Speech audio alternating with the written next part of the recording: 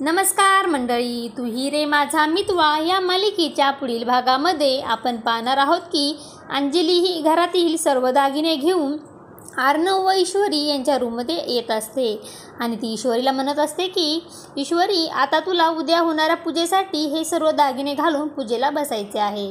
आणि त्याच वेळेस अर्णव बोलतो की हो, हे एवढे सर्व दागिने घालून. तेव्हा अंजली बोलते हो. त्याला उत्तर देते की आणि हे सर्व दागिने तू तिला घालायचे आहेस आणि हीच आपल्या राजशिर्के घराची परंपरा आहे. त्यानंतर आपण पाहतो अर्णव हा अतिशय प्रेमाने ईश्वरीला सर्व दागिने घालत असतो आणि ईश्वरी ही तिथून जाऊ लागते. तेवढ्यात अर्णव हा तिचा हात पकडतो आणि तिला बोलतो की मी सिंदूर फक्त परंपराच नाही तर हा माझा हक्क आहे आणि हा माझा हक्क मी कधीच कोणाला देणार नाही.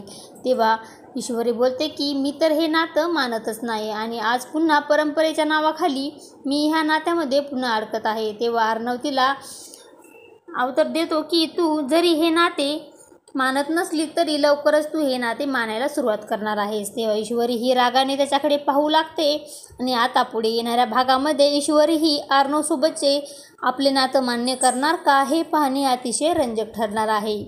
तू ही रे माझा मितवा या मालिकेचे सर्व अपडेट्स पाहण्यासाठी आपल्या चॅनलला लाईक करा, शेअर करा आणि सबस्क्राईब करायला विसरू नका. धन्यवाद.